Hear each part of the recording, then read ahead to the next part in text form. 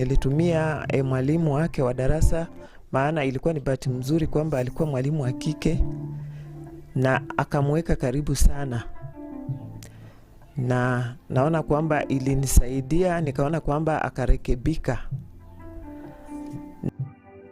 Kwa mfano, mtoto msichana alipofika stage yake ambayo inaitwa adolescence stage, msichana anageuka tabia, anakuwa na kiburi, unakuta kwamba anaanza kuheshimu hata watu wa nje kukuliko.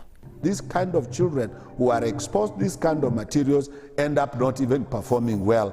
And some of them are even expelled out of the school system because they cannot be able to cope. Na kuambia vijana, hasa wasichana wangu, kwa mitandao wako busy sana na masimu. Mtoto anatoka anaingia na simu ya 8,000. Ukimuuliza ametoa wapi simu, anasema mama usiniulize. If our parents separated, whatever bitterness made them to separate will always bring bitterness to that person. Then it may even extend to the children. I have been brought up with 5 stepmothers. I received a lot of abuse from the stepmothers. There was a time there was this woman who took advantage of me sexually and harassed me, and I was around in class 3. I was around 10 to 12 years.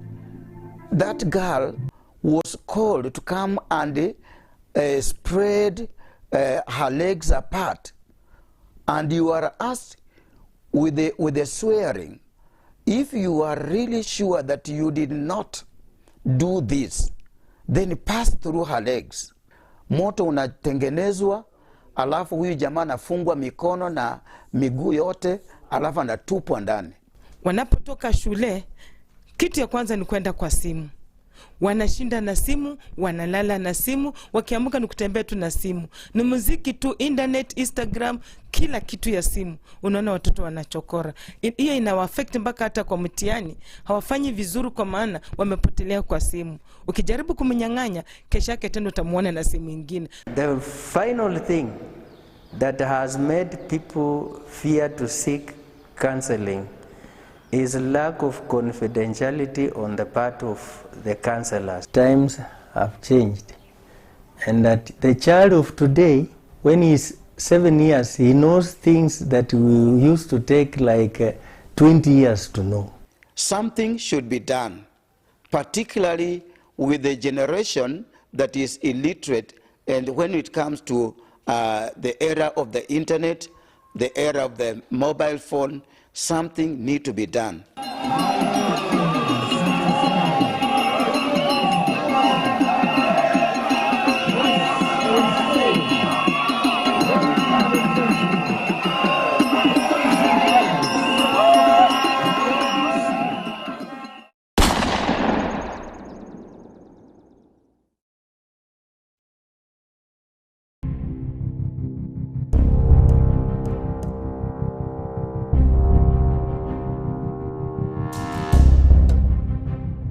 I have a very important issue that we want to deliberate or discuss, and this is about incest.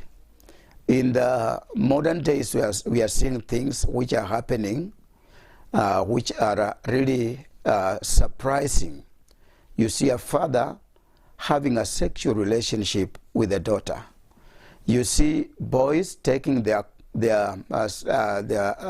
sisters, sleeping with them, doing sexual relationship with them. This has affected our community relationship in a very bad way. We have seen in the past how these things were being handled, and some of the information we are told by our grandfathers and our fathers, because history is all about passing information from one generation to another. Like in the book of Leviticus chapter 18, even the Jewish also were cautioned about having sexual relationship with people of their closest relation. And it was shared. In fact, the whole chapter is about sexual relationship with the people of the close next of kin or close relationship. So in the past, according to our African community, we have seen that the elders, how they used to handle this thing when you are caught up in an incest. For example, a man or a brother sleeping with a sister or having a sexual relationship with a sister, that thing was a very serious offense. It was taken with a very great gravity. The men of the community would handle it in a baraza. They would take the two, put them in the baraza, and call all the community to come and witness.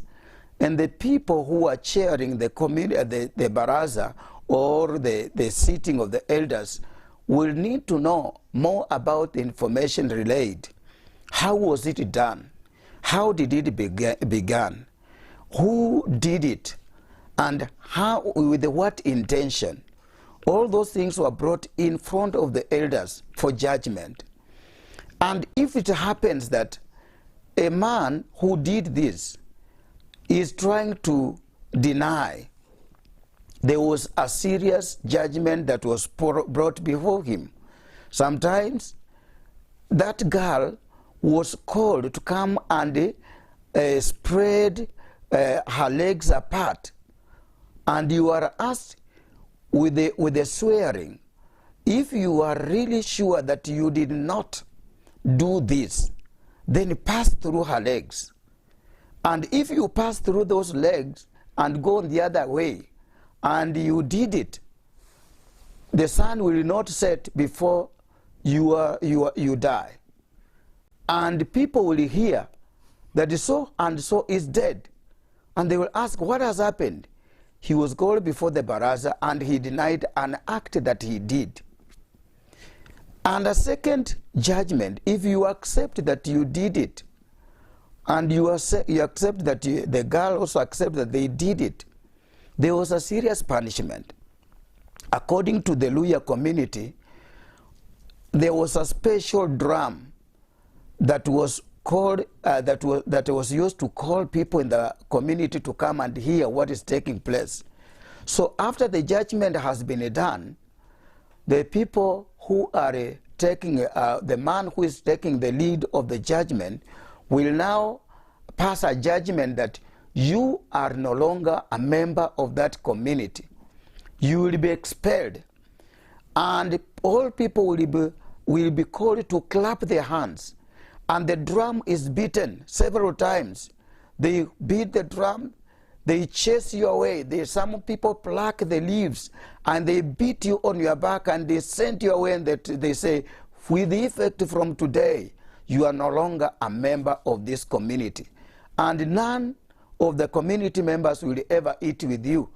If you share with them any meal, wherever they are, or even if by accident, you will automatically die. That is what used to happen. And the girl was sent away. And the girl, when the girl was sent away, she will go. And if she gets married, she is not going to be paid dowry. Anybody who will get to marry that girl will just marry her for free. And she will not be, the community will not demand any dowry from her. That is how things were being done during those days. If it happens that a child is born out of incest and the community is well aware that this child is born out of incest, that child is not allowed to live. The mothers or the midwives who are supposed to midwife the birth of the child, they advise the girl to make sure that child dies within her thighs before she's received on earth. And if by accident that the child is brought forth, then the midwife is supposed to strangle that child openly and kill that child, because it is a curse to nurture such a child in the community. Morals that were being taught during those days are not taught today.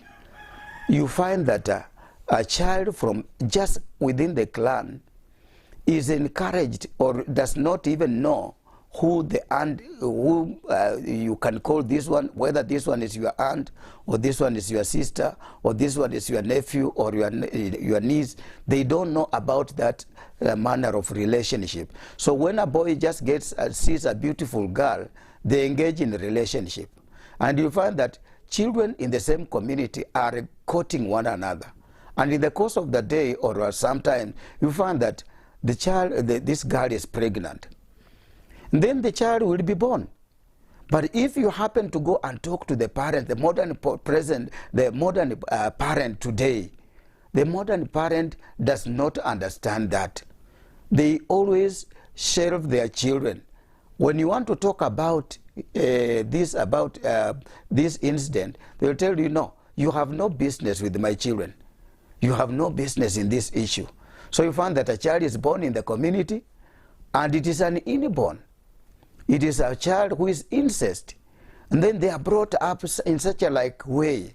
So you find ourselves raising up incest children within our community unknowingly, and even knowing that this child was just born in the next home here. So you find that the parent, the modern parent, is not willing to go through the strict traditional moral or culture, which are in the same way biblical.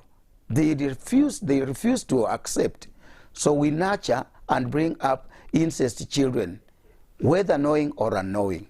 For example, maybe there was a difference between mama and papa, and in the long run, mama happened to quit, and she leaves behind her daughter and the father. Then the man, who is the husband or the father of the daughter, begins now misbehaving with that daughter, having sex with her. That is a very serious crime, even in the past community. That one was treated bitterly. We have been told that there was a community gathering which could sentence this man into lynching.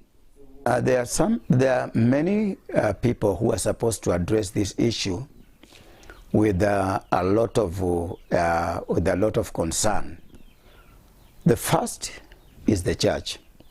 The church is supposed to address this because Christian morals or godly morals are balanced everywhere.